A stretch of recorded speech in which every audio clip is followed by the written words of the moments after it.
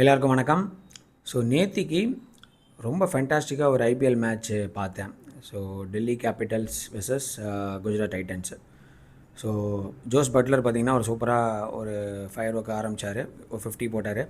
அதுக்கப்புறம் டெத் ஓவர்ஸில் 240 250 வரையும் போகணும்னு நினச்சேன். பட் டெல்லி வந்து ஒரு கம்பேக் கொடுத்தாங்க. தென் கேஎல் ராகுல் வந்து சூப்பரான ஒரு இன்னிங்ஸ் வந்து பண்ணார்.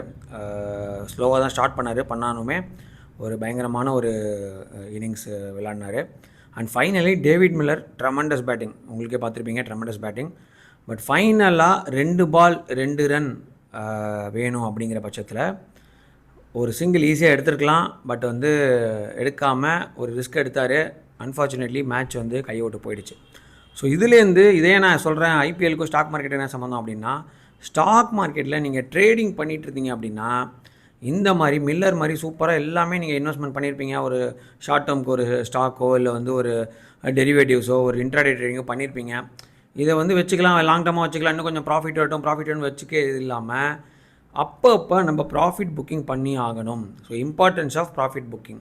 அவர் இந்த சிங்கிள் எடுத்திருந்தார் அப்படின்னா maybe Kuldeep Yadav last ball out ஆயிருந்தால் கூட சூப்பர் ஓவர் போயிருக்கும். ஸோ உங்களுக்கு ஒரு சேஃப்டி நெட் இருந்திருக்கும். அவர் மிஸ் பண்ணதுனால he lost the match completely with the risk. So stock market இன்வெஸ்டிங்கே ரிஸ்க் தான். அப்பப்போ ப்ராஃபிட் புக்கிங் பண்ணிகிட்டே வாங்க. நீங்கள் எஸ்ஐபி போட்டு லாங் டர்மாக ஒரு கோல் பேஸ்டு உங்கள் குழந்தைக்கு இல்லை வந்து உங்கள் ரிட்டையர்மெண்ட்டுக்குன்னு மியூச்சுவல் ஃபண்ட் போடுறது நான் பண்ண சொல்லலை.